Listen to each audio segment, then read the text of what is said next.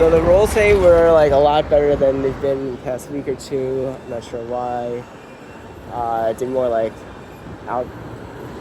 I did more passing. I saw a video yesterday about like not death gripping. So, for example, if you have a grip on someone's pants, then they get like a spider grip on you. Like, don't hold on to the grip because they have control of your arm, and what you're doing is tying your hand to their arm or to their leg, and then it gives them more leverage over you.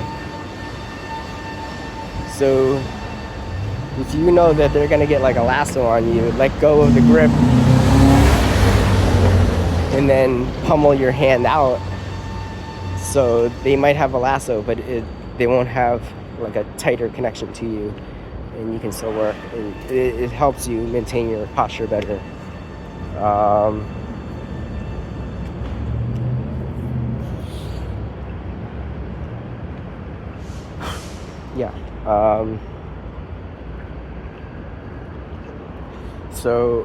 So that worked, or I don't know if that worked today, but that was something I had in mind, and things were working better. So possibly that's why it worked better. Rolled with Jason, and funny thing was, he had me in back control and was choking me, and then Fabio comes along and starts coaching him on how to fine-tune the choke, and I'm kind of like, I don't think he needs any help. He's but I don't know, it was kind of funny. Had some other rolls. I got in back control a couple times against Tuan.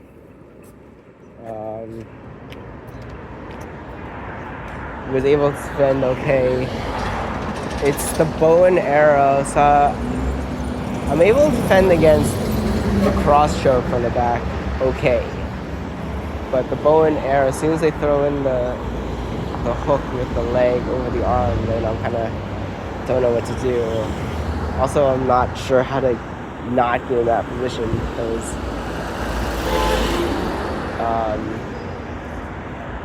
I feel like when I try to get my shoulders onto the mat, there's a point where they can get that bow and arrow kind of positioning easy. It makes getting the bow and arrow positioning a little easier to get into. But then, if I don't try to get my shoulder on that, then I'm gonna be stuck there forever. So, something to think about.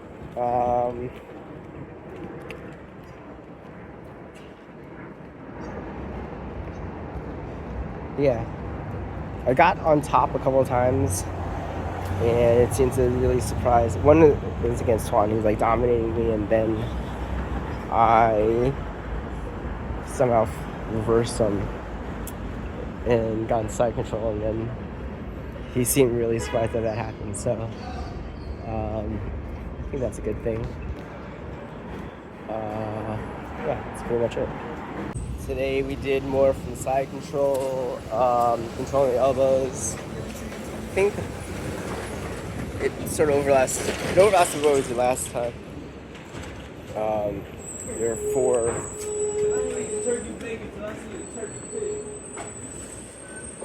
moves. First one is going to mount. Second one is going to back when they bridge. Third one is going to the back.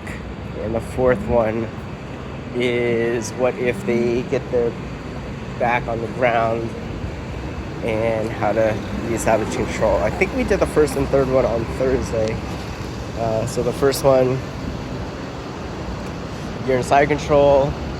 You can't get an underhook on the far side. So let's say you are on your opponent's right side. So your left side is facing his head, your right side is facing his feet. So you're trying with the right hand to get an underhook on the far side. You can't get it. So then your left hand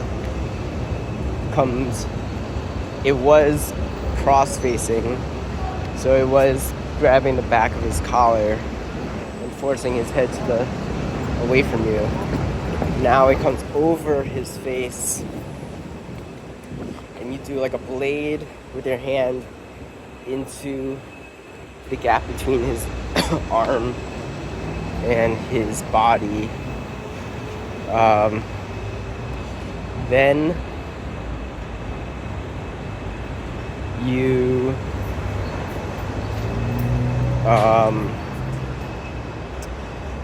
so then you come around to sort of north-south, use that pressure to bring him onto his side, and either you can continue from here. So at this point, so if he just goes up on his side and you use that blade to like get the underhook there and come under the elbow, and if he just like lets you do that, then you bring your high legs, in this case your right leg, behind his neck and then sit him forward. So this is where you will be later. Anyway, so then if he, instead of just letting you do that, it's very unlikely for him to do that, but if he pushes against you, then you let him push against you and you flip him. So originally you were coming up on his back, you're pushing him toward his right side. Now he pushes back, so his left side is down. So you let him do that, and then you come up under his elbow on that side. So now you have underhooks on both sides from the back. You can do a gable grip. You can do a 10-finger grip.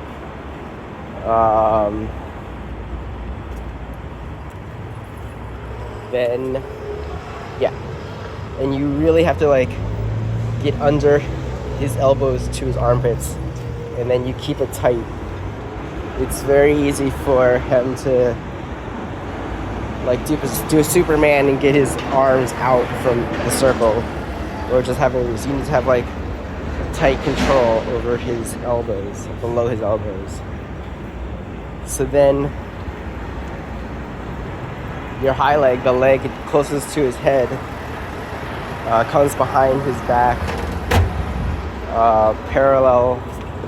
vertically parallel to him, to his spine, and your right leg, your outside, your lower leg, sits out.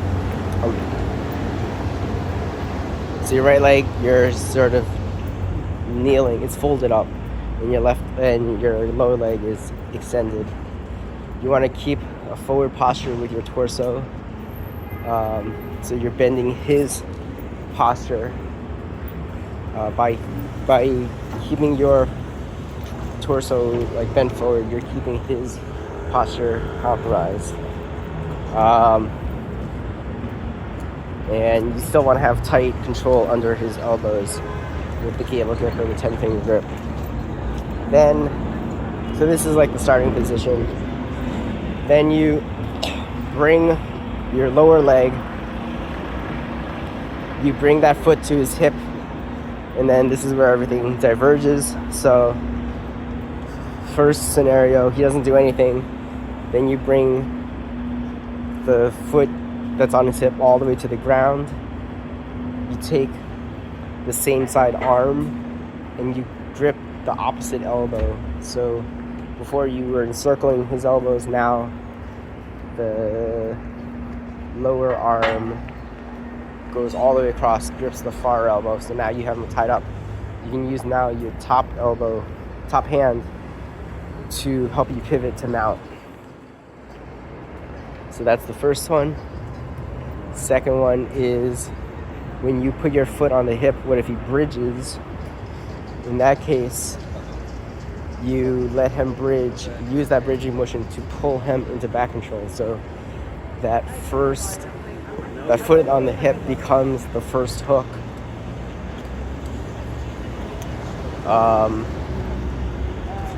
And then you pull him, use the bridging motion to pull him into back control. And then So when you have him encircled under the elbows, you're gonna have his head like in your armpit. So it's not very comfortable, and there's not that strong back control when that happens. So you need to adjust. So when you're in back control, he'll be kind of low on you. So you need to, once you have both hooks in, you pull up and then re-tighten your grip either to the 10-finger grip again, or more likely to like a seatbelt control. Third one is you have the foot in the hip, but he doesn't allow you to bring it across, and he doesn't bridge. He just brings the same side knee higher to block you from doing that. In this case,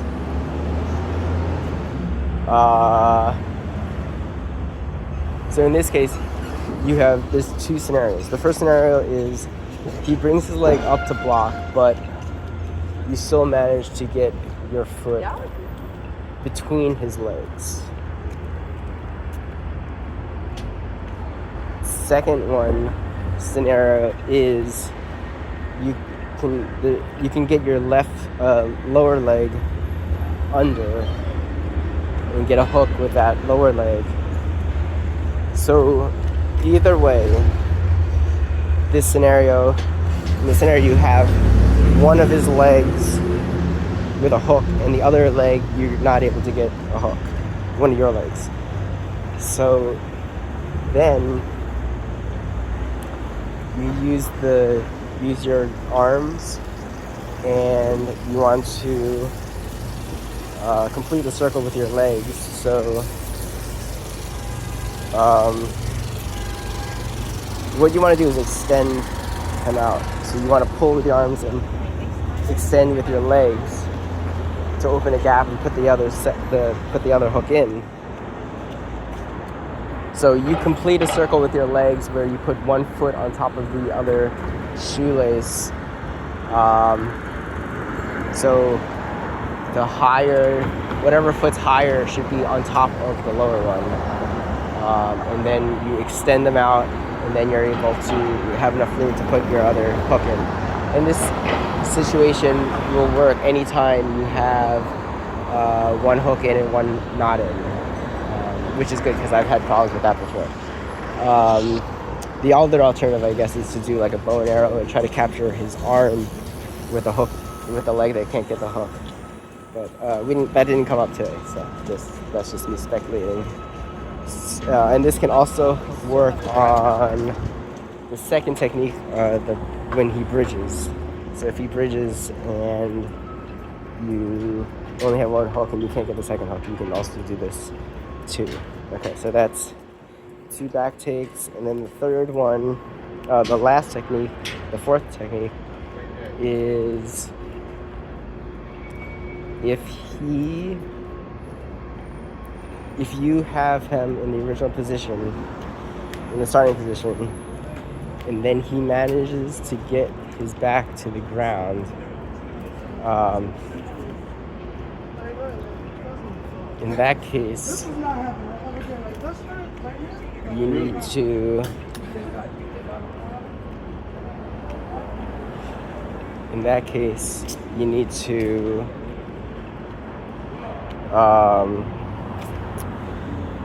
so let's see, at some point, okay, so the last one, you are trying to take his back. So at some point you have switched to a gift wrap grip. So I actually wasn't sure about this, because the whole point of this last technique is what if you're losing control? But you already have a gift wrap, so I'm not exactly sure. So anyway, you have a gift wrap, you're in the starting position, but you have a gift wrap, not the gable grip. And he gets out, and he manages to get his shoulders on the ground. So in this case, you want to switch to north-south, like a prone north-south. One arm should still be around his neck, so that one you can like choke him with it. Oh, Fabio said it might not be legal in some tournaments, but that's one option. And then second thing you want to do is you want to rotate so you're as north-south as possible, so your spines are kind of aligned, and that will bring his head up onto your shoulder. So at that point, okay. So you still have the gift wrap, and then you can get his head under your shoulder. So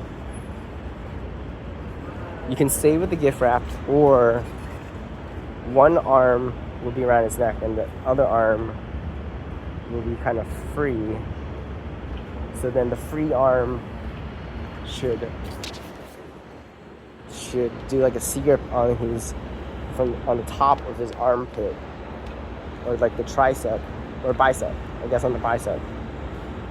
From the top, you want to hook it with the hand, and then his head is on your shoulder, and his head being on his shoulder kind of chokes him a little because like it pushes his chin into his chest, and it's really uncomfortable.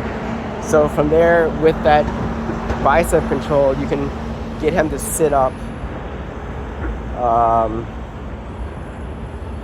and then take the back from there. So when you take the back, you want to step in, you want to get the first hook with the side that has the bicep control.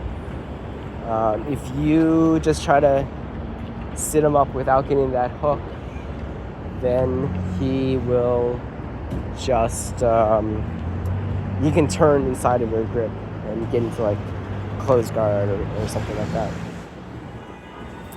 Yeah, so those were the 4 techniques.